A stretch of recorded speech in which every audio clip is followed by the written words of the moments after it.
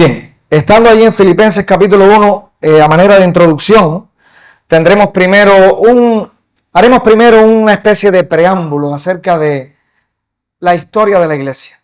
Es muy interesante cuando miramos hacia atrás, retrospectivamente, y miramos qué ha sido o cómo ha caminado la iglesia a través de los siglos.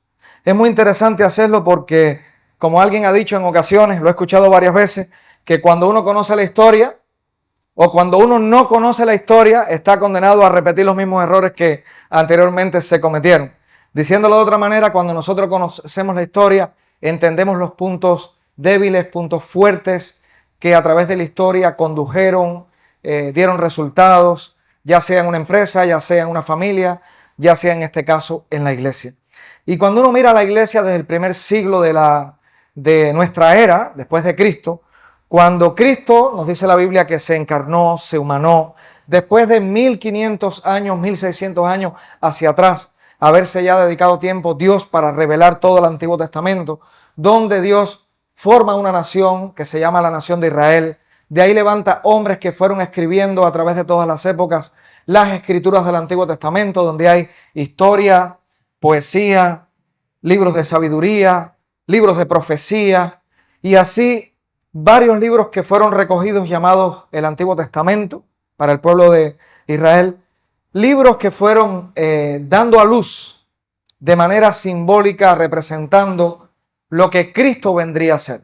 Había un sacrificio, había un lugar que era un templo donde la presencia de Dios se manifestaba, se hacía un sacrificio de un animal limpio, puro, con el propósito de que ese animal fuese como el sustituto por el pecado. La ira que debía ser derramada sobre el hombre era derramada sobre aquel animalito inocente. Todo eso representando lo que luego Cristo vino a hacer.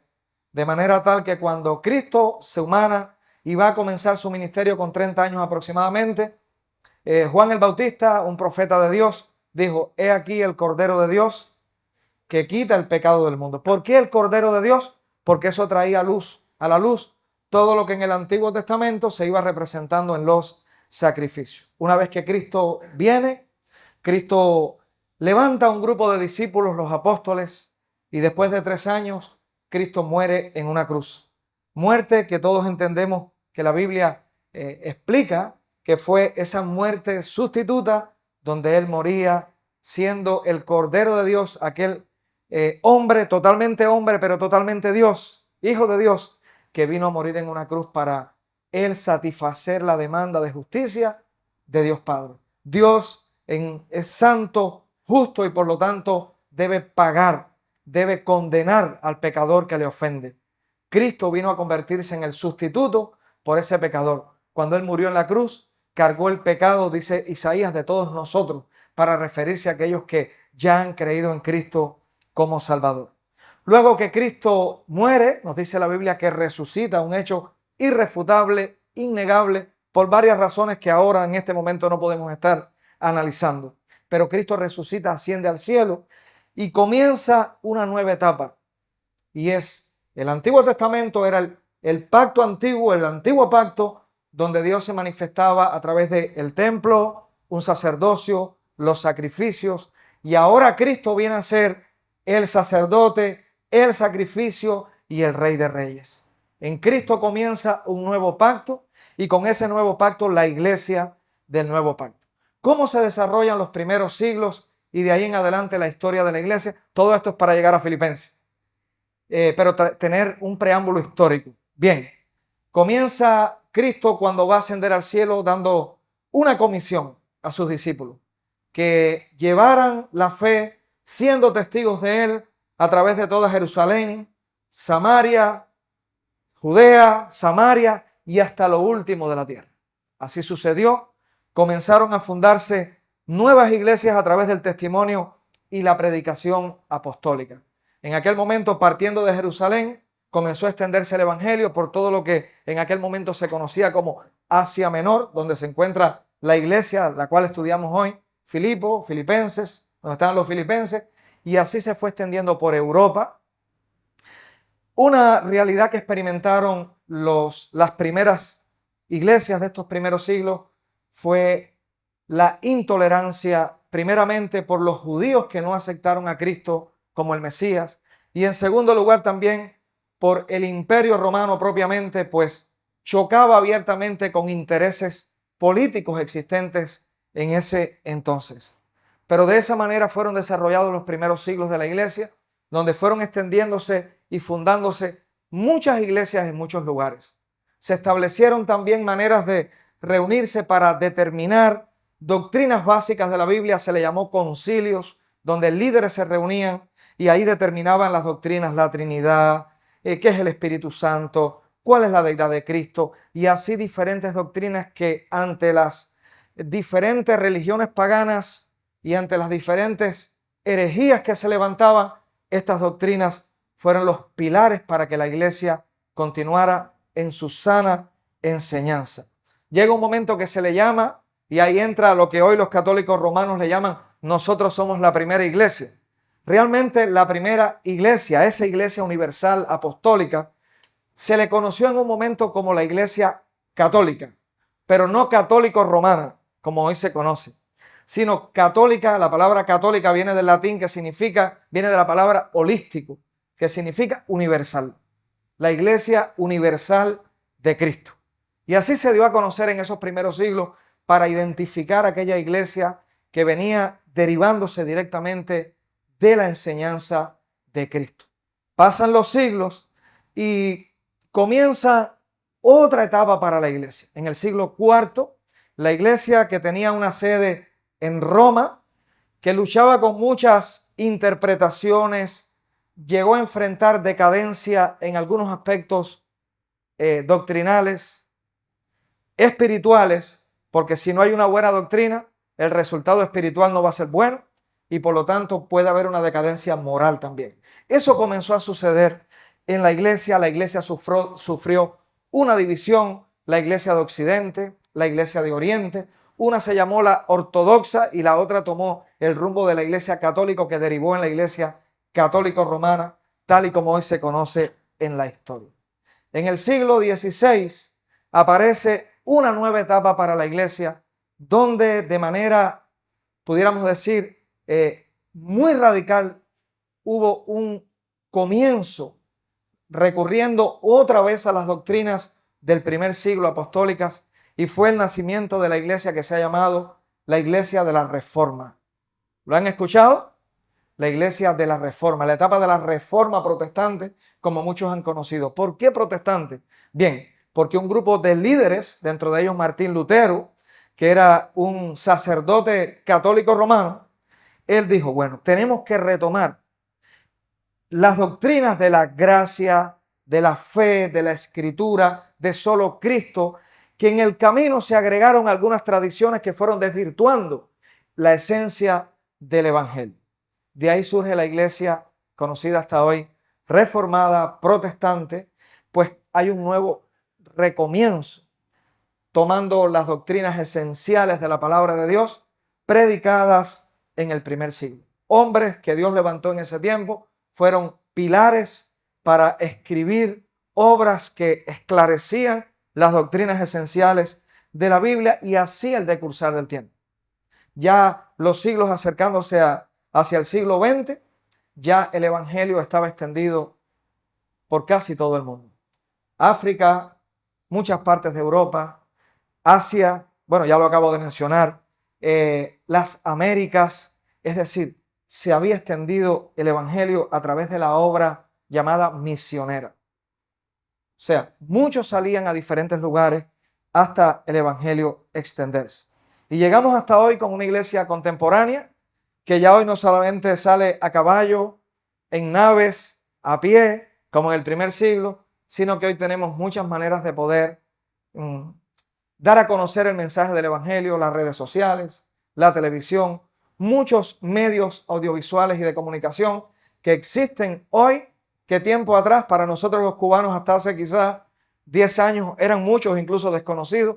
Hoy son canales de Dios para que se expanda el evangelio. Llegamos hasta aquí diciendo, Dios ha sido fiel a través de la historia en extender el mensaje de salvación, en darse a conocer a través de todo el mundo, haciendo uso de instrumentos humanos que hemos sido nosotros, ha sido el ser humano que Dios ha llamado, ha levantado, y muchos incluso a costa de su propia vida han ido a otros lugares para llevar el evangelio.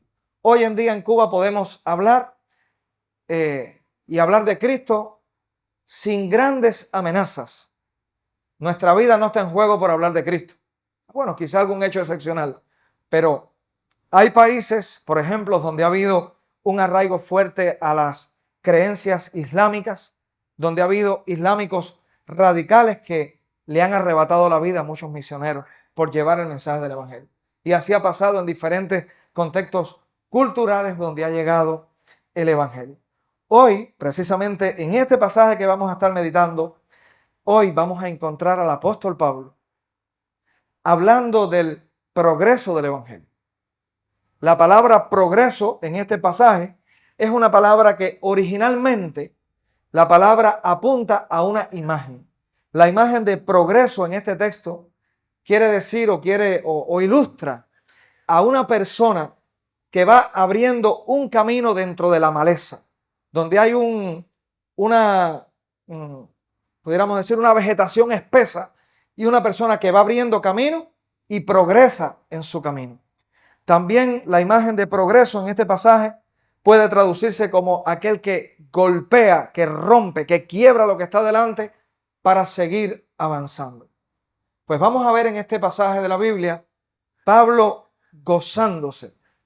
Al tomar en cuenta, y estamos hablando del primer siglo, no toda la historia que ya acabamos de contar, cómo el progreso del evangelio no era detenido ni por la persecución, ni por otros aspectos que son los que hoy estaremos analizando.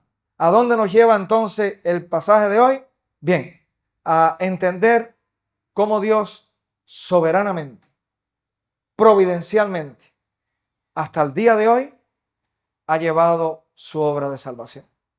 No en una cultura solamente, no en una región, sino de manera universal. Yendo más allá de las culturas imperantes en las diferentes naciones. Pues el evangelio es un fenómeno y un mensaje transcultural. Es decir, no se limita, no se circunscribe a determinadas costumbres, culturas, creencias, sino que ha llegado para transformar corazones a través de todo el mundo. Miramos hoy nuestra propia Habana y encontramos que dentro de la propia Habana hay una cultura general por ser habanero, pero vamos a encontrar quizás en diferentes municipios características diferentes, sociales, que hay como especie de subculturas, donde en unas se enfatizan un tipo de creencia, en otras quizás otros estilos de vida, pero podemos notar que de igual forma el evangelio llega para cambiar corazones. Donde está la persona más versada, inteligente o preparada, como en aquella persona del conocimiento más sencillo y más común. La persona que quizás ha tenido un desarrollo mayor en cuanto a educación, buenos hábitos según los estándares culturales, como aquella persona que de manera más cruda y pobre ha podido experimentar su infancia y vida.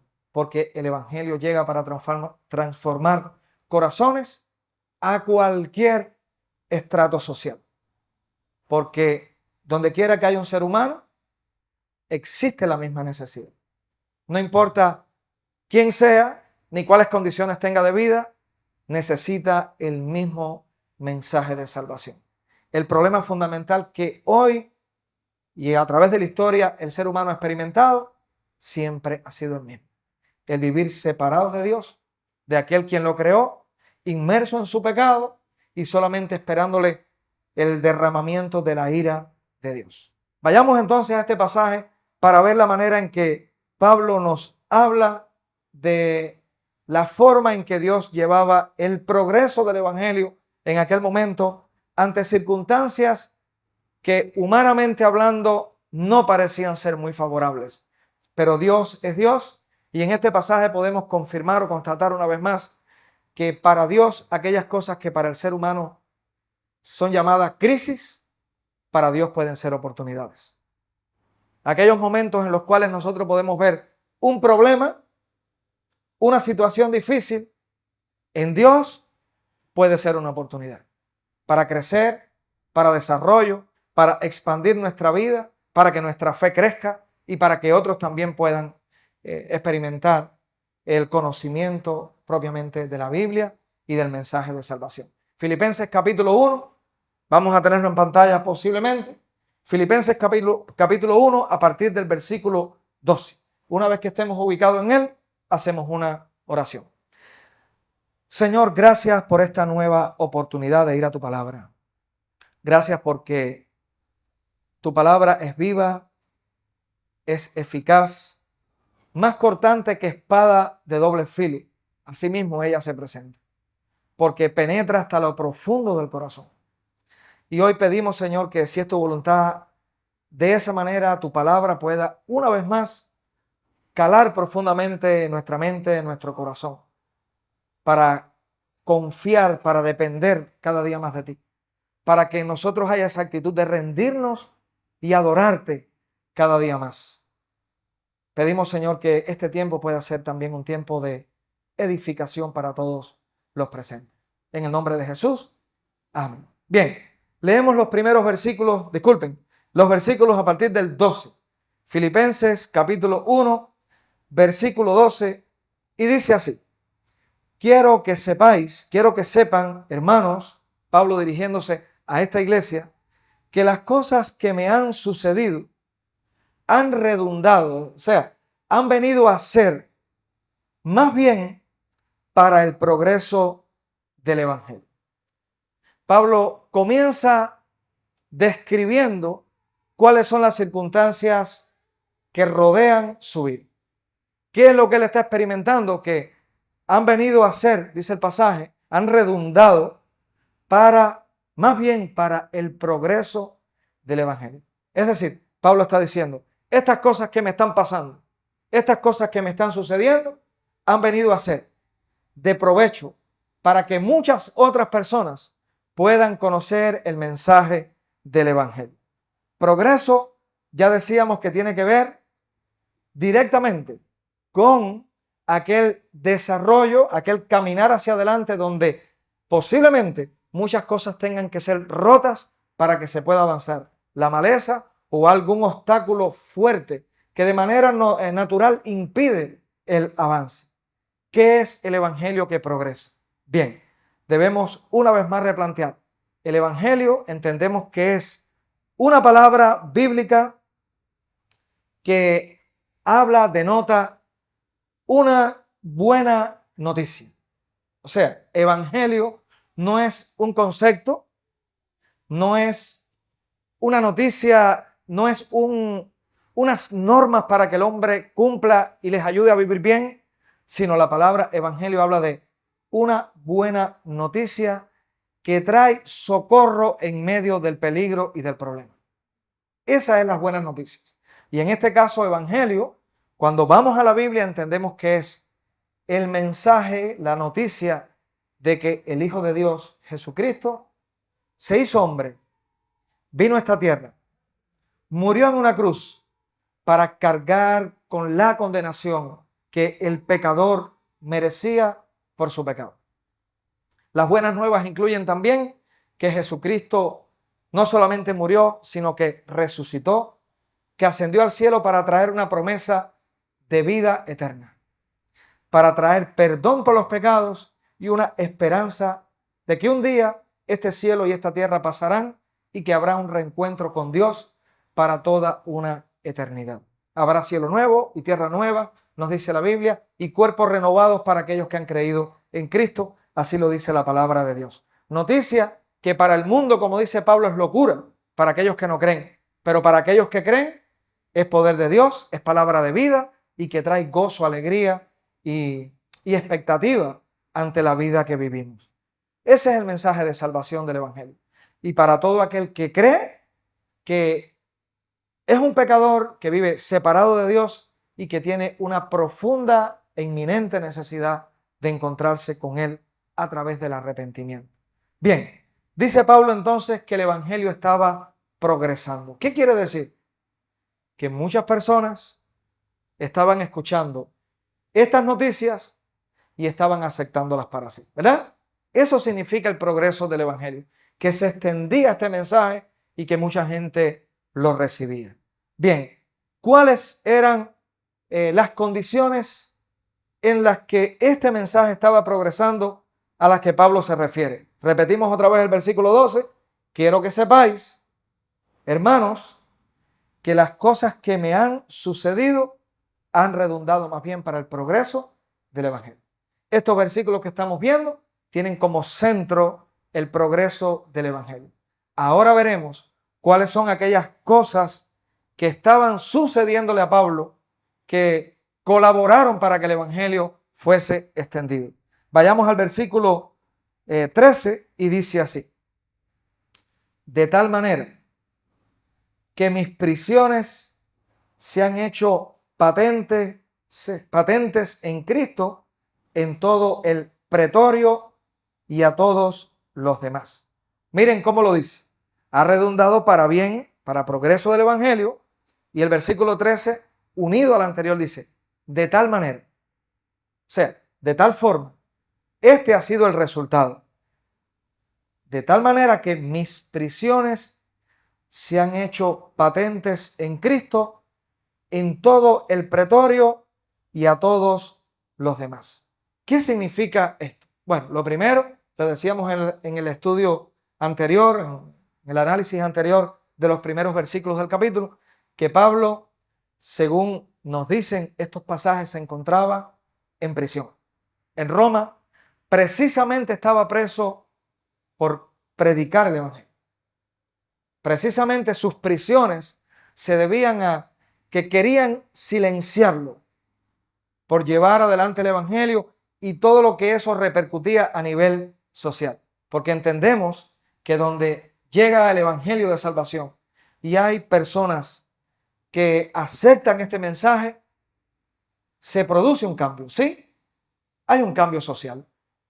Son seres humanos que comienzan a entender la vida de una manera diferente, desde una perspectiva diferente, que comienza a ver un cambio a todos los niveles de la persona, sus valores, sus hábitos, su proyección en la vida, la manera de manejar las relaciones. Y ahí comienza posiblemente un proceso también donde esa persona que ha recibido el mensaje comienza también a divulgarlo, a transmitirlo. Es decir, se crea un movimiento donde el evangelio llega y germina, ¿verdad? Entonces, dice Pablo en este pasaje, de tal manera que mis prisiones se han hecho patentes, es decir, notorias.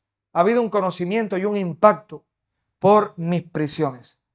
Al punto, dice el pasaje, que se ha hecho notorio en todo el pretorio. ¿Qué es el pretorio? La palabra pretorio habla de palacio. Y más bien, según muchos estudiosos de la Biblia, lo primero a lo que apunta esta frase de Pablo es que los guardias que estaban que lo tenían bajo custodia, aquellos guardias o la guardia pretoriana, como se llamaba, guardia del palacio, que estaban a cargo del cuidado de Pablo, fueron las primeras personas que presenciaron, que fueron testigos de lo que aquel hombre en aquella prisión experimentaba. Y podía llegar a anunciar incluso estando allí. Al punto que no cesó de escribir, no cesó de infundir gozo y ánimo a los demás, aún estando en prisión. ¿Qué es lo que de manera natural, normal, puede ser que le suceda a una persona que de momento sea encerrado en una prisión probablemente subterránea, húmeda, oscura, con poca alimentación y esperando posiblemente la muerte? Dígame, de manera natural es un ambiente propicio para la alegría, el gozo, la vitalidad, de ninguna manera, ¿verdad? Sin embargo, las prisiones de Pablo, muchos deducen, llegan a la conclusión que parte de esta hacerse notoria, como dice el pasaje, o hacerse patente en Cristo, para muchas personas, el pretorio dice, ¿y qué más dice el texto en el versículo, a la parte final? Y a todos los demás. Es decir, fue de gran impacto. Aprovecho para decir algo. Hay un estudiante que estudió con nosotros en el seminario, que él no vive en Cuba en este momento y se encuentra por esta semana haciendo un recorrido por toda Europa. Y precisamente en el día de ayer estaba publicando una foto, una imagen, donde dice que allí había sido el apóstol Pablo tenido bajo prisión. Y él está en un lugar subterráneo, precisamente estábamos viendo esa foto ayer, él se encuentra en ese lugar, donde está viendo en Roma, donde hay una prisión subterránea, húmeda, oscura, y allí se describe toda la historia de lo que sucedió en ese lugar.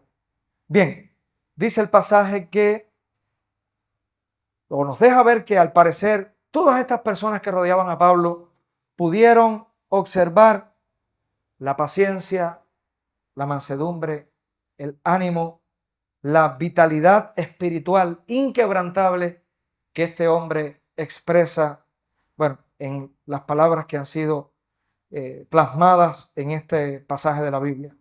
Así que personas que fueron totalmente testigos de lo que aquel hombre experimentaba por el Evangelio, pero a la misma vez el vigor y vitalidad que podía tener por el Evangelio.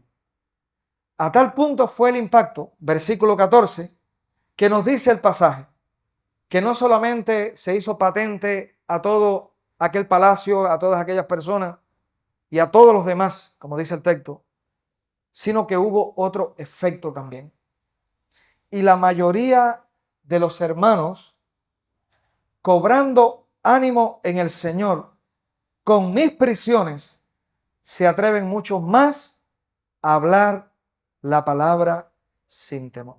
Ya entendemos por qué el progreso del Evangelio, en medio de circunstancias adversas, aparentemente no favorables, y sin embargo, de cuánta inspiración, ¿verdad?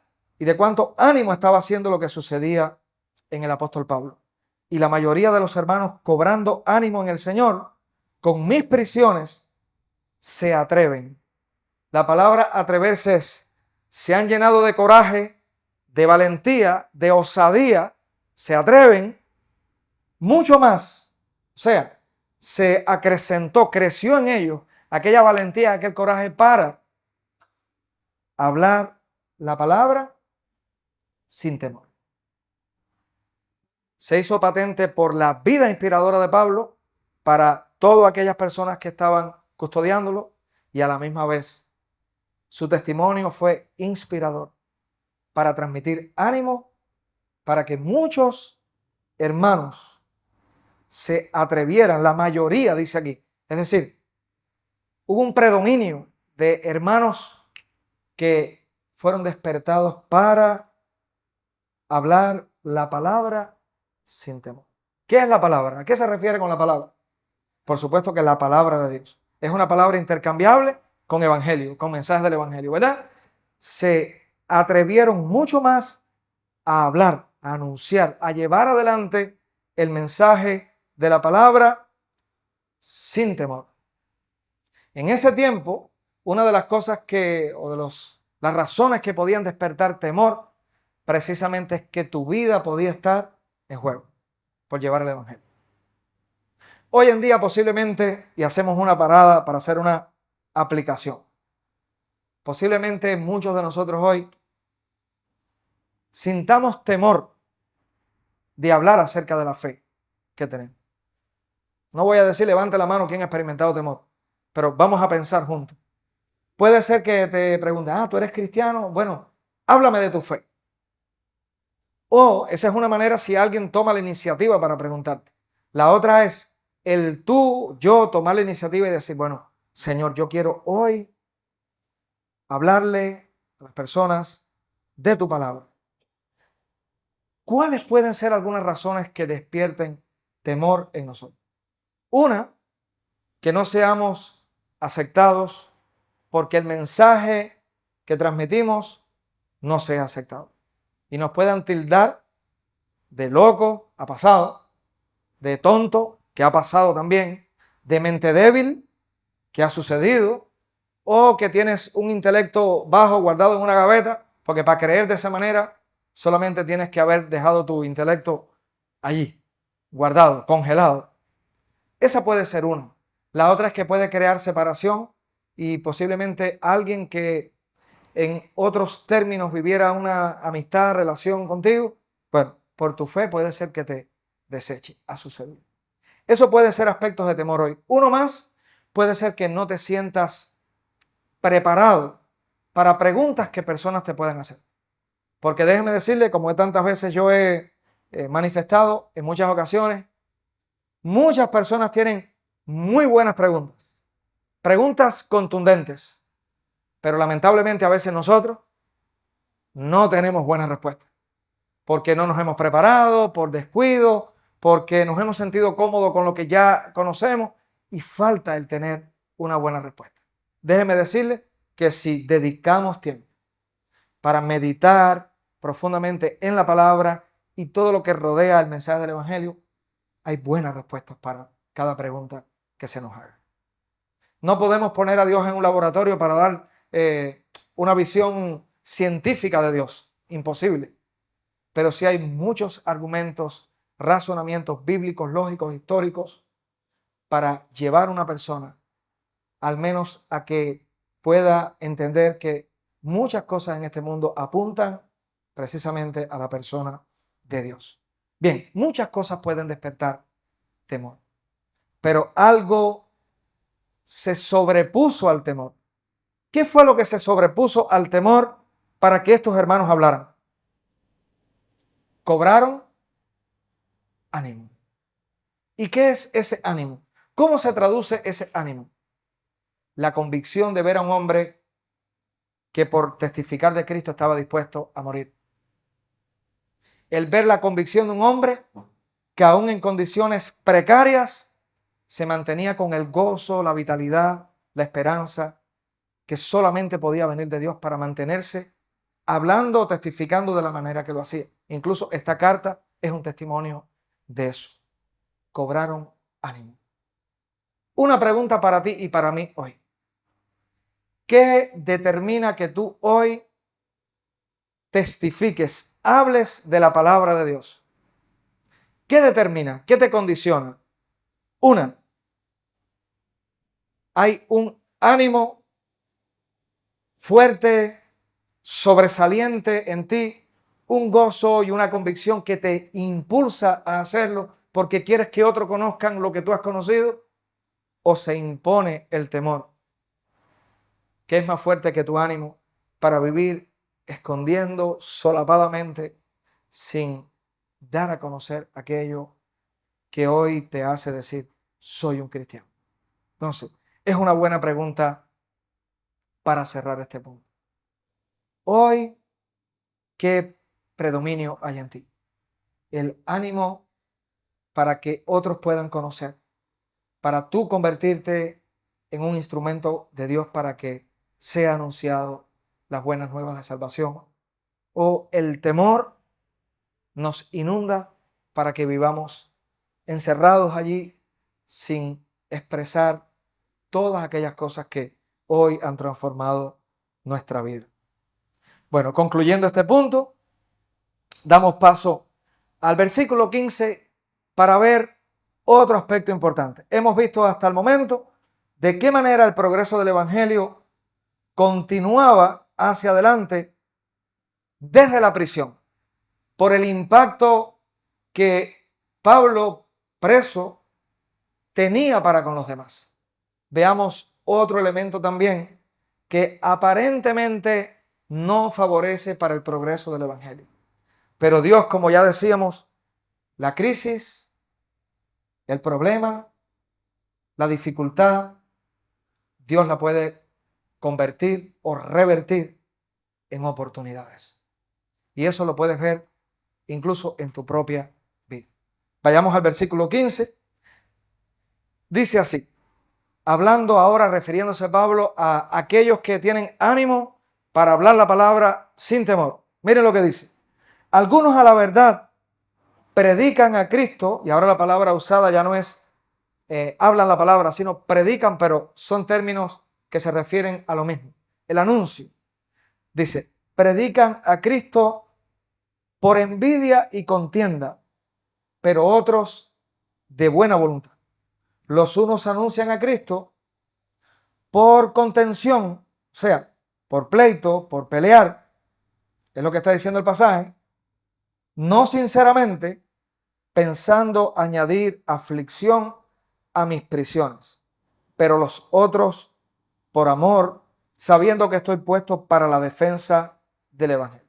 Bien, estamos ante dos grupos, los dos están anunciando, predicando a Cristo, pero cada uno con motivaciones diferentes. El primer grupo, está muy claro, es un grupo que está compuesto por aquellos que anuncian a Cristo por envidia, por contención, por rivalidad, ¿verdad? Ahora, ¿quién era ese grupo? No lo especifica el pasaje. Pero muchos estudiosos de la Biblia se han dedicado a analizar cuál era el contexto histórico, qué estaba sucediendo en ese momento, y llegan a la siguiente conclusión. Bueno, lo primero es que en Roma, que es donde Pablo estaba preso y al lugar donde Pablo se está refiriendo, en Roma había una iglesia fundada mucho antes de que Pablo llegase ahí. Muchos recordarán que estudiamos Romano anteriormente, antes de Gálatas, y una de las cosas que decíamos es que Pablo no había fundado la iglesia de Roma. Incluso que en aquel momento Pablo no había visitado a Roma.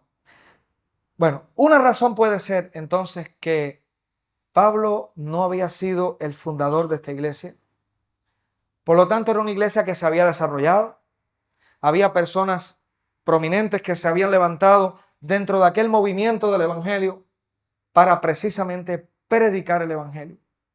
De pronto llega Pablo, no conocido de manera personal, y al parecer su impacto como apóstol, con todos los dones y capacidad que Dios le había dado, habían llegado a brillar. Al punto que aquellos líderes históricos que estaban en ese lugar llevando el evangelio se habían sentido opacados por la llegada de Pablo. Cosas como esas pasan hoy en día. Pueden pasar en un centro de trabajo, puede pasar en una familia, cuando alguien brilla, puede pasar en la iglesia. Lamentablemente puede pasar. Mientras estemos en esta carne, estamos sujetos todavía a padecer de muchas tentaciones. Y dentro de ella puede ser que en un momento suframos el celo, el ver que otro que llegó de último ha crecido, se ha desarrollado, ha tenido un impacto mayor, Dios lo está usando, y puede ser que en vez de sentir el gozo por lo que Dios ha permitido en él, te sientas irritado. Lo he visto en mi propio caminar. ¿Qué ha sucedido? Hay un texto que está en Eclesiastés, que no recuerdo exactamente, y disculpen, no está anotado, viene a mi mente ahora, si no me equivoco es Eclesiastés 4:4, si no me equivoco, que dice que toda obra de excelencia despierta envidia en el corazón de los hombres. Creo, está en Eclesiastés, ahora no puedo garantizar que sea así. Si alguien lo busca y quiere decir es cierto o no, pero ahí está. Toda obra de excelencia despierta envidia en el corazón del hombre. Y al parecer eso es lo que estaba sucediendo en este contexto. Dice Pablo que hay un segundo grupo. ¿Cuál es el segundo grupo? Bueno, aquellos que están anunciando a Cristo por amor, con un corazón sincero, con el deseo genuino de que muchas personas puedan conocer del evangelio. Pero estamos aquí ante la presencia de un líder con visión de Dios. Un líder entiende que dentro de un grupo, una familia, hay diversidad de personalidades, donde no todos tenemos las mismas fortalezas, donde no todos tenemos las mismas debilidades. Y en este caso encontramos a un líder que ante el fenómeno que estaba pasando tenía muy claro, bien, aún la predicación del evangelio por envidia y por contención, si yo analizo el punto fuerte de ese fenómeno, me gozo en lo que está pasando. Porque estoy viendo que aún en esta situación, Cristo está siendo anunciado. Y aprendamos de ahí. Vivimos en familia, estamos en una iglesia, todos estamos en un proceso de crecimiento. La Biblia le llamaría de santificación, de madurez en la fe. Y mientras estemos en este proceso, todos tenemos puntos fuertes, dignos de admirar y que disfrutamos, pero también tenemos puntos débiles, que en un momento pueden ser para nosotros dignos de criticar y cuestionar. Un líder, alguien que tiene visión de Dios, se centra en aquellos puntos fuertes para que sean usados para la gloria de Dios. Y aquellos débiles a veces hay que cerrar un poco los ojos ante ellos o ayudar con gracia de Dios a que pueda haber un crecimiento. Veamos lo que dice el versículo 18. ¿Qué pues? Que no obstante, de todas maneras, o por pretexto, o por verdad, Cristo es anunciado. Y ahora dice Pablo, ¿y esto qué trae como resultado? En mí. Y en esto me gozo y me gozaré. Pablo estaba viendo el resultado inmediato que aquellas personas que no eran creyentes eran hermanos en la fe. Eran hombres de Dios. Eran hombres que Dios había llamado, pero que estaban en un punto ciego de su vida. Eso nos habla de la gracia de Dios, experimentada y aplicada por el apóstol Pablo. Tenemos que aprender a aplicarla entre nosotros.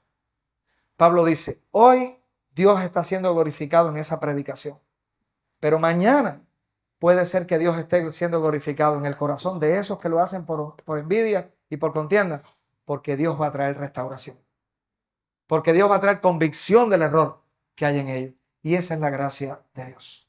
Esa es la gracia. Punto fuerte, punto débil. Dios obrando en el punto fuerte y glorificándose. Dios, si verdaderamente hay hijos de Dios en esa situación, Dios se va a glorificar en el punto débil. Porque el que comenzó la buena obra en nosotros, lo vimos en Filipenses, la va a perfeccionar hasta el día de Jesucristo. Ya eso lo vimos la semana pasada. La va a perfeccionar en nosotros. Eso Pablo lo tenía en mente. Así que eso va a suceder y debe estar presente en el corazón y la visión de un líder de Dios.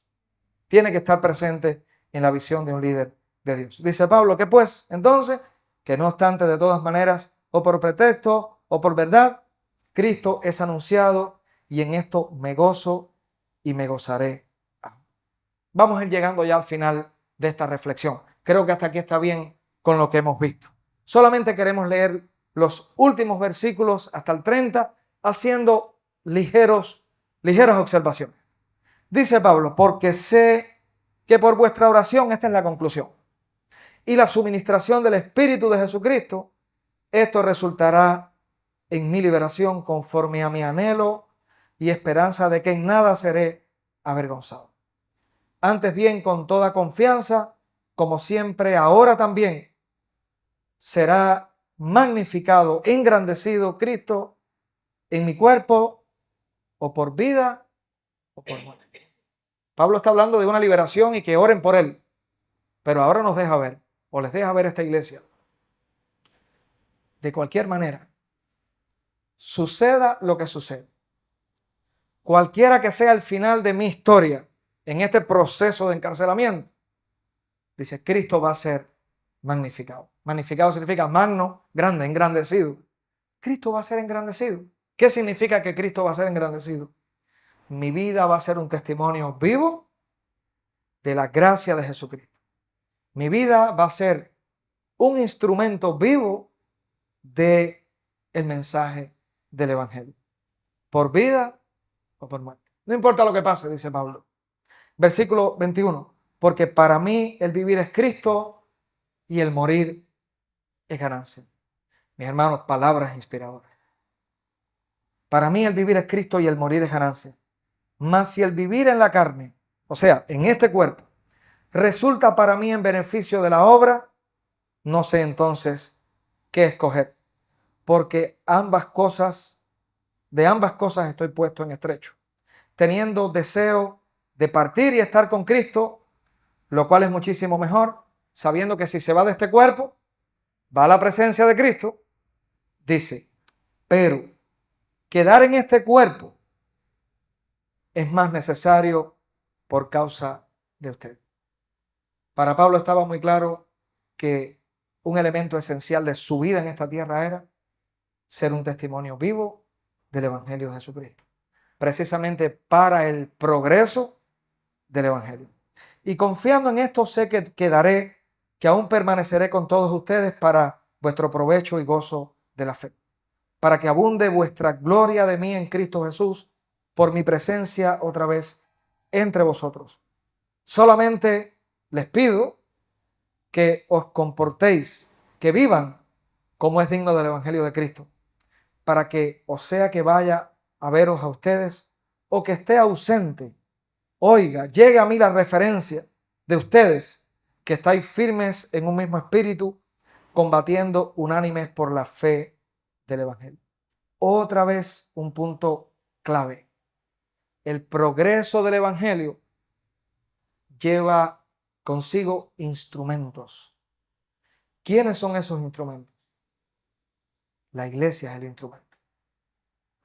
Dios quiere usarte a ti y a mí, como Pablo manifestaba acerca de la iglesia de Filipos, a los filipenses, que Dios les iba a usar para ser anunciantes, predicadores, proclamadores del Evangelio.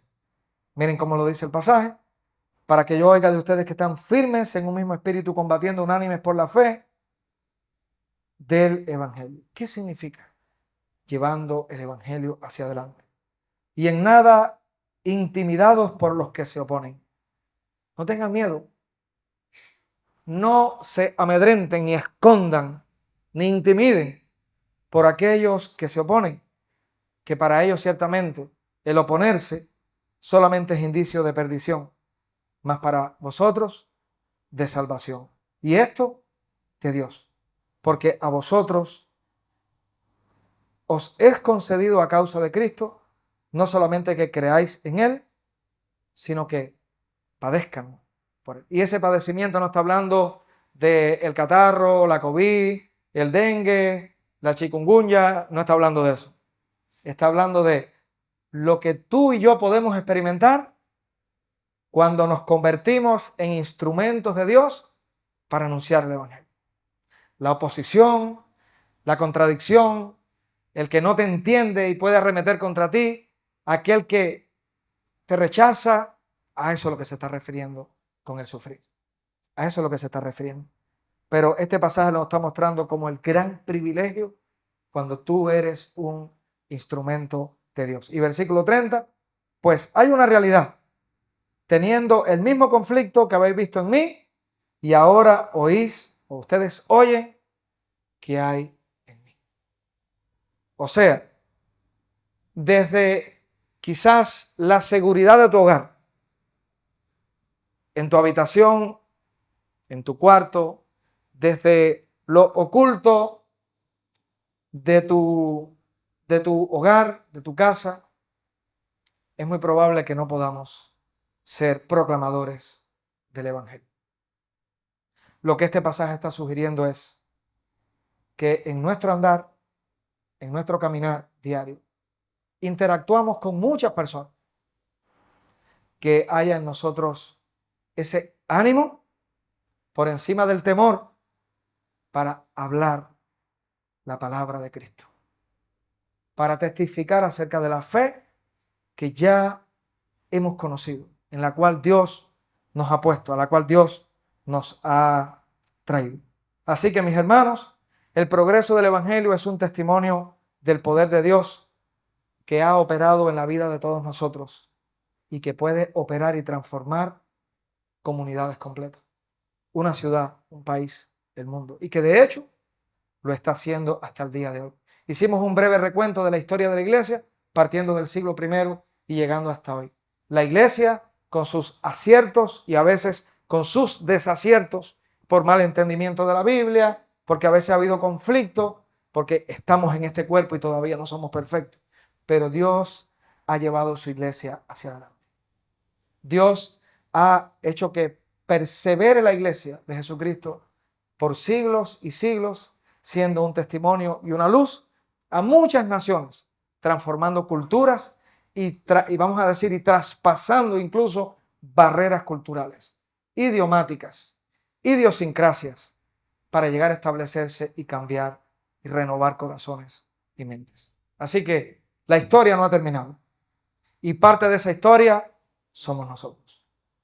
Ahora, lo importante es hoy llegar a entender, bueno, estoy siendo yo un instrumento, mi barrio, mi vecindario, mi familia, aquellos con los que yo interactúo, ¿conocen ya del mensaje a través de mí? ¿Han conocido la fe? ¿Saben en qué consiste mi fe?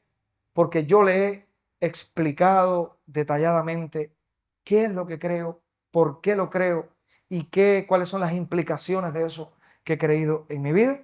Bien, pues llevemos como oración hoy ese punto, que esta iglesia pueda ser una iglesia que como iglesia, que todos tengamos el ánimo de ser proclamadores de la palabra de Dios. Para que continúe, ¿cuál es la palabra que hemos usado otra vez hoy? El progreso del Evangelio. ¿Verdad? Para que seamos instrumentos y continúe el progreso del Evangelio. ¿Oramos? Señor, gracias por esta oportunidad. Gracias porque hemos podido meditar en tu palabra. Y Señor, el testimonio del apóstol Pablo en verdad es inspirador. De verdad que infunde ánimo. Pues un hombre que fue llamado por ti con un trasfondo judío, enemigo de Cristo, perseguidor de la iglesia, alguien que, como muchos respiraron, porque la Biblia lo dice así, en él se respiraba aires de amenaza.